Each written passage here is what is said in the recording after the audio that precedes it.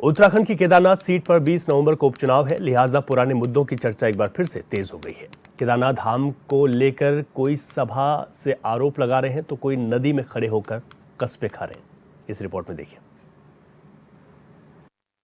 जो लोग कहते थे उत्तराखंड में हम मुस्लिम यूनिवर्सिटी बनाएंगे, वो लोग आज कह रहे हैं कि हम शंकराचार्य बन गए, हम शिला ले गए। अरे भाई, आपने भी जो है बद्रीनाथ में बद्रीनाथ जी का मंदिर बंबई में जाकर स्थापित करवा दिया। उस समय में आप मुख्यमंत्री थे, हैं हमारे श्री गणेश गोदियाल जी बीकेटीसी के चेयरमैन थे, तो उस समय में जो है कहाँ चले गए थे भाई? इस गंगा जल की सौगंध खाकर ये कह सकता हूँ कि आपके तमाम आरोप झूठे हैं।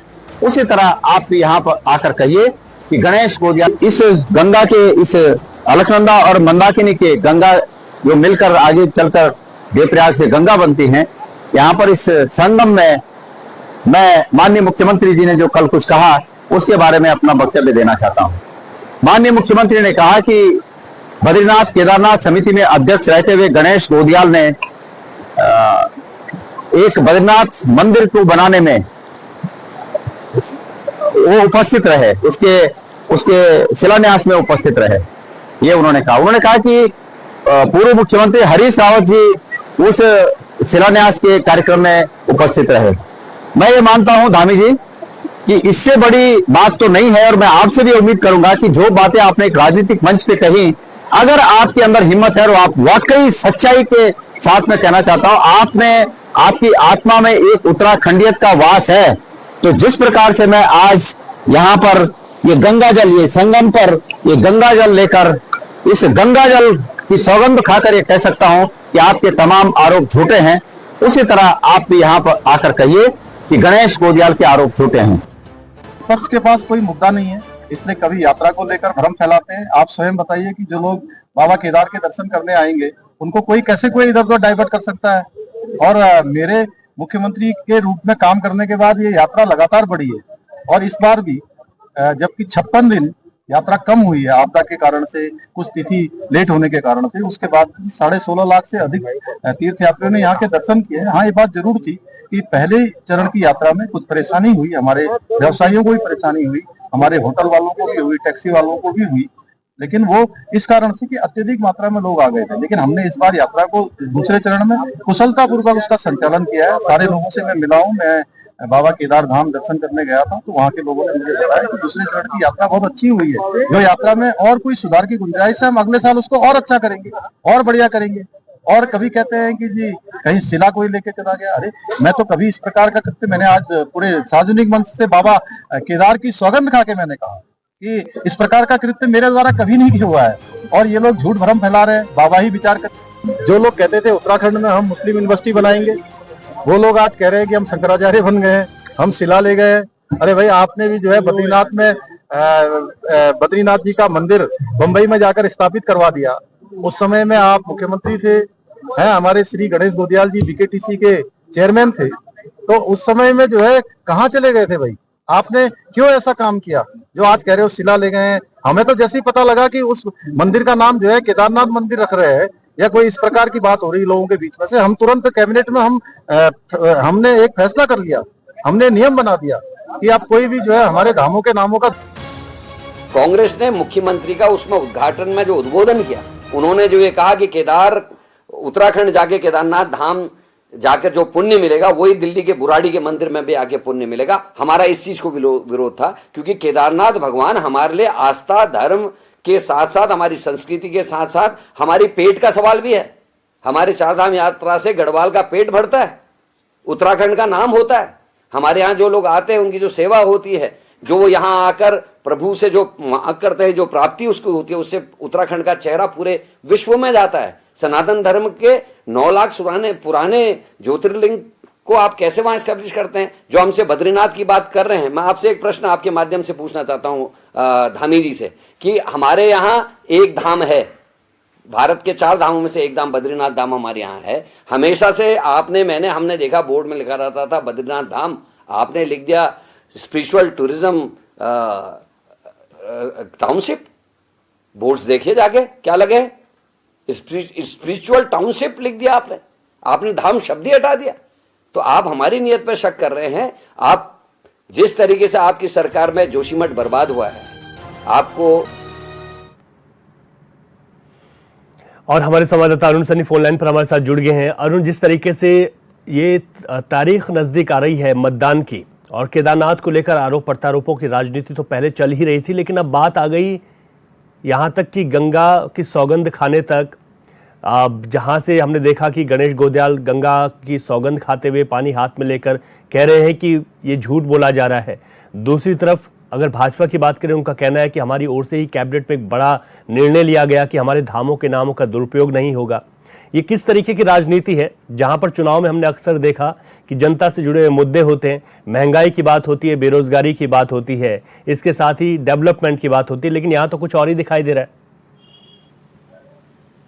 जी रवि, देखिए केदारनाथ विधानसभा उपचुनाव की अगर बात की जाए, जैसे जैसे मतदान की तारीख नजदीक आ रही है, वैसे वैसे ही अब जो सियासत करने वाले हैं, राजनीतिक दल हैं, जो लगातार रणनीति तैयार कर रहे हैं और लगातार तमाम समीकरण इख्तियार कर रहे हैं। ऐसे में अब जिस तरीके से एक दूसरे पर आरोप पलट व प्रत्यारोप का जो दौर है वो भी एक तेज गति पकड़ रहा है।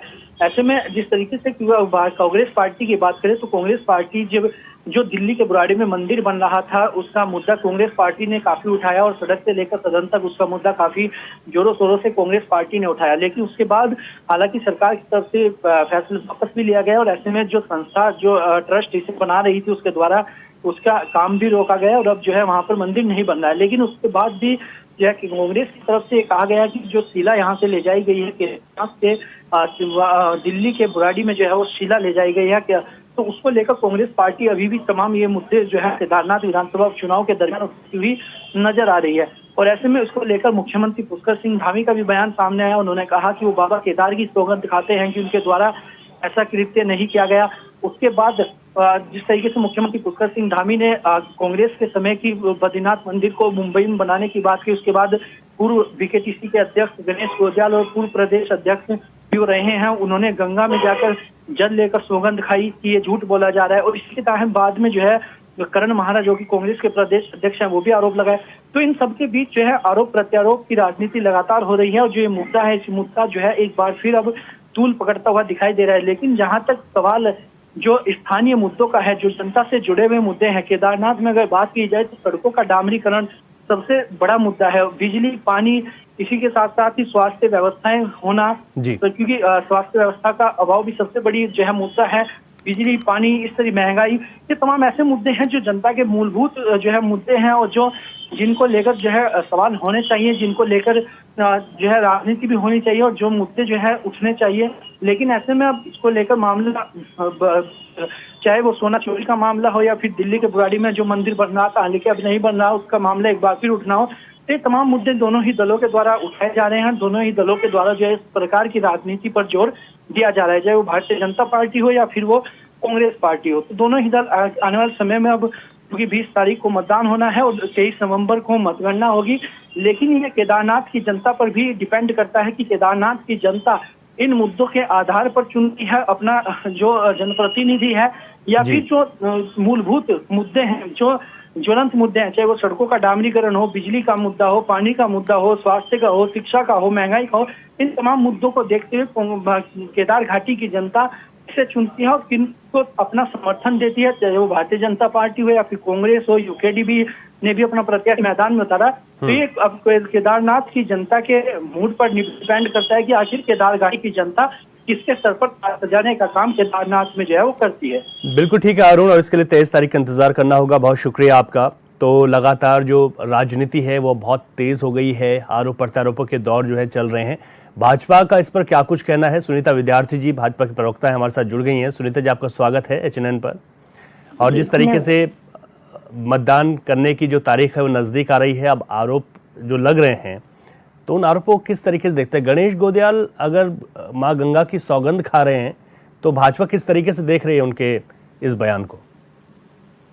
देखिए, ऐसा है, गणेश गोदयाल जी का दोहरा तिरहरा चरित्र जो है वो अब सामने आ रहा है। जिस प्रकार से ये अलकनंदा और मंदाकिनी का पवित्र जल हाथ में लेकर ये जो कस्में वादे कर रहे हैं, ये उस वक्त उनको लेनी चाहिए थी जब हमारी इन अलकनंदा में और मंदाकिनी में जब हमारी आपदा के दौरान जो क्षति हुई थी, जो श्रद्धालुओं की वहां पे लाशों के अंबार लगे थे, उस वक्त इनको वहां पे खड़े होकर प्रण लेना चाहिए था कि मैं कम से कम श्रद्धालुओं को उनकी जो बॉडीज हैं उनके परिवारजनों तक पहुंचाऊं।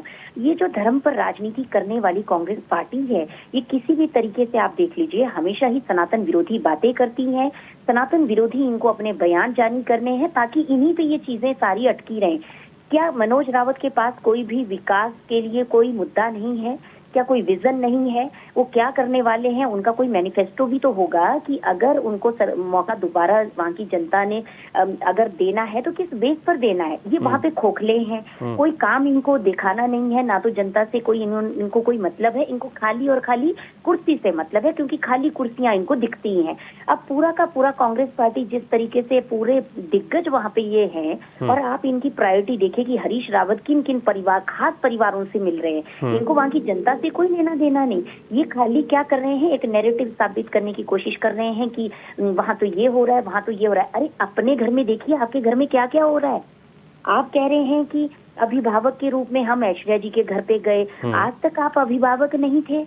और एकदम से जब चुनावी रणनीति आई और जब उनको लगा कि हमारी भाजपा की जो आशा नौटियाल जी हैं, जब उनके फेवर में सारी चीजें हुई और ऐश्वर्या जी ने भी उनके कदम से कदम चलाने के लिए जब काम किया, तो इनको अब दर्द हो रहा है। तब ये कह रहे हैं हम अभिभावक हैं, तो पहले आप चिंता कर लेते। तो ये सब चीजें ये सारी खोखले हैं।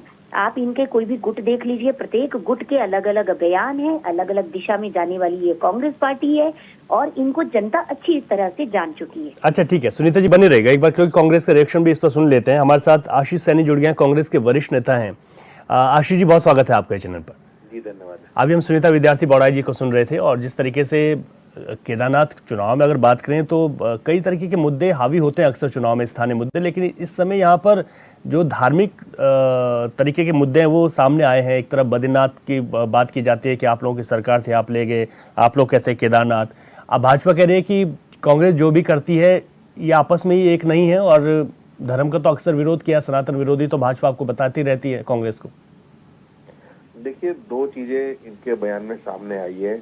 इन्होंने कहा कि धर्म का इस्तेमाल करते हैं, कांग्रेस धर्म का इस्तेमाल नहीं करती। कांग्रेस धर्म के नाम पर जो लूट होती है उस पर सवाल खड़े करती है। लूट हुई है केदारनाथ मंदिर में, चाहे वो सोने की लूट हो या एक डुप्लीकेट मंदिर जो बुराड़ी दिल्ली में बनाया जा रहा था उसके संबंध में हो। उसके संबंध में हमने बार बार ये कहा है कि सरकार श्वेत पत्र जारी करके स्पष्टीकरण दे दे कि क्या क्या चीज हुई है, कौन किसमें मुख्यमंत्री इन्वॉल्व थे, किसमें नहीं थे, मुख्यमंत्री किस हैसियत से वहां भाषण देने गए थे, ये सब चीजें। दूसरा हमारा जो आरोप है, केदारनाथ आपदा आई, केदारनाथ में बहुत सारे विकास कार्य किए गए जो जब वापस क्योंकि निर्माण दोबारा से करना था। इस पूरे निर्माण की प्रक्रिया में केंद्र सरकार में आने के बावजूद भारतीय जनता पार्टी ने 1 रुपए का सहयोग नहीं किया। उसके बाद क्या किया, प्रधानमंत्री ने वहां अपने गुजराती समर्थकों को ले जाकर भाषण दिया और मंदिर में लूट कर ली। इस पर कोई जवाब नहीं। दूसरी बात, ये बार बार सनातन धर्म का खुद को ठेकेदार समझते हैं, ये मालिक समझने लगे हैं अपने आप को हिंदू धर्म का, जबकि इनकी हैसियत एक नौकर की तरह भी नहीं है। ये चोर है, मंदिर के बाहर बैठने वाले, चप्पल चुराने वाले चोर हैं। दूसरी बात, इन्होंने कहा कि मनोज रावत जी ने क्या विकास कार्य किए। आप विश्वास नहीं मानेंगे रवि जी, मुझे लगने लगा कि राज्य में हमारी सरकार है, केंद्र में हमारी सरकार है और बीजेपी विपक्ष में ही हमसे सवाल पूछ रही है। मतलब काम इन्हें बता रहे हैं। मनोज रावत जी वहां विधायक नहीं है, उससे पहले तो शीला रावत विधायक नहीं है। मनोज रावत जी अपने कार्य बताएंगे 2017-2022 के बीच में वो विधायक रहे हैं, जिसमें कोविड भी रहा, सब कुछ रहा। वो सब काम जो उन्होंने किए वो तो अपनी जनता के बीच में लेके जा रहे हैं कि मेरे ये काम थे, मेरा ये विजन है। हाँ। और विपक्ष में होने के बावजूद भी वो क्या काम करा पाए तो वो अच्छी बात है। लेकिन आप ये बताइए कि आज शीला रानी रावत जी इस दुनिया में नहीं है। इन्होंने नौटियाल जी को प्रत्याशी बनाया है, तो नौटियाल जी जब बागी होकर लड़ी थी तब क्यों नहीं, तब क्या उनमें कमी आ गई थी? और नौटियाल जी, आशा नौटियाल जी के बारे में तब तक बीजेपी के लोगों ने क्या क्या कहा, हम उन बातों पे नहीं जा रहे। लेकिन हम इस बात पे जाते हैं कि आज वो प्रत्याशी हैं, आपकी सरकार है और आपकी ही विधायक पार्टी की रही है, तो आप अपने विकास कार्य बताइए, हम अपने बताएंगे, बात खत्म हो गई। जनता जिसको चाहे वोट दे, जिसको चाहे जिताए, जनता सर्वोपरि है। लेकिन ये जो सनातन धर्म शब्द इन्होंने इस्तेमाल किया और खुद को उसका ठेकेदार घोषित अच्छा किया। ठीक है। ये अच्छा वास्तव में शर्म की बात है। एक जवाब ये भी दे दीजिएगा कि आखिर ऐसी नौबत क्यों आई कि गणेश गोंदियाल को वहां पर जाना पड़े जहां से गंगा शुरू होती है और मंदाकिनी और अलकनंदा में खड़े होकर वो कसम खा रहे हैं। ऐसी नौबत क्यों आ रही है इस चुनाव में आप लोग? आरोप लगे कि ऐसा करके, क्योंकि देखिए मुख्यमंत्री भी तो बीजेपी के आखिरकार, भले ही ये सज्जन व्यक्ति हो, जेंटलमैन टाइप के दिखते हो, लेकिन आदमी तो बीजेपी के ही है ना, झूठ बोलना इनका काम है। तो जब कोई आदमी सामने से बेशर्मी से झूठ बोलेगा तो सच्चा आदमी तो कहेगा भी मैं ईश्वर की शपथ लेके बोल सकता हूँ। अदालत में भी जब बयान देते हैं तो ईश्वर की शपथ, गीता की शपथ लेते हैं। ठीक है। अच्छा तो सुनीता जी, आप सुन रहे हैं? मैं बिल्कुल सुन रही हूँ और जवाब मेरे दीजिए। को अज्ञानता पे बड़ा दुख हो रहा है कि ये बसई में बद्रीनाथ धाम बताने वाले लोग, नहीं ये शपथ ले ले, चलो मैं मान लेता, आप लीजिए शपथ। जरा सुन लेना चाहिए कि आपकी अज्ञानता क्यों है। हाँ हाँ अच्छा ठीक है, आशीष जी सुन लिया उन्होंने, आपकी बात सुन लिया। अब एक बार सुन बद्रीनाथ धाम का जो है वो उद्घाटन किया, वहाँ पे QR कोड लगाया।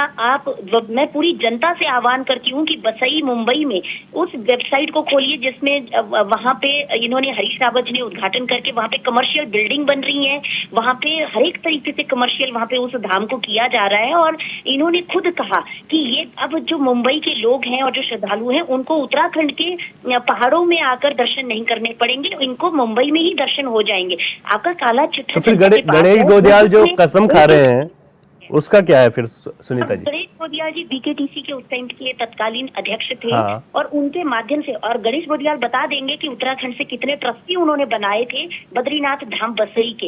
एक R&D हम लोगों ने इन चीजों पे की है, लेकिन हमारे धर्म का प्रचार हो, प्रसार हो, हमारे सनातन धर्म की जय हो, हम उसके लिए कभी भी हमारे नहीं आते। लेकिन कांग्रेस पार्टी, मैं तो सीधी सी बात कहूँ, हमें अपनी भारतीय जनता पार्टी को हिंदू पार्टी बोलने में कोई गुरेज नहीं है, क्योंकि हमने कोई भी कार्य हिंदुओं के विरोध में नहीं किया। इन्होंने अल्पसंख्यक मंत्रालय किस लिए बनाया था? इन्होंने तमाम तुष्टीकरण की राजनीति के लिए लोग जो इनके विशेष धर्म के लोगों को सैलरी देने का काम किया। हमारे पुजारियों को कोई सैलरी का नाम नहीं। और हमारे जो पारसी जैन जो माइनॉरिटी में है, हाँ। उनको आपने माइनॉरिटी नहीं समझा। किस बात करते हो आप? ठीक है सुनीता जी, ठीक है, क्योंकि अब जो है मतदान नजदीक है, देखते हैं कि केदारनाथ की जनता किसे आशीर्वाद देती है। कस्में भी हैं, वादे भी हैं, लेकिन किसने वफा की और किसने नहीं की ये जनता सब जानती है। बहुत शुक्रिया आप दोनों लोगों का, आप जुड़े और आपने अपनी पार्टी की तरफ से बात रखी।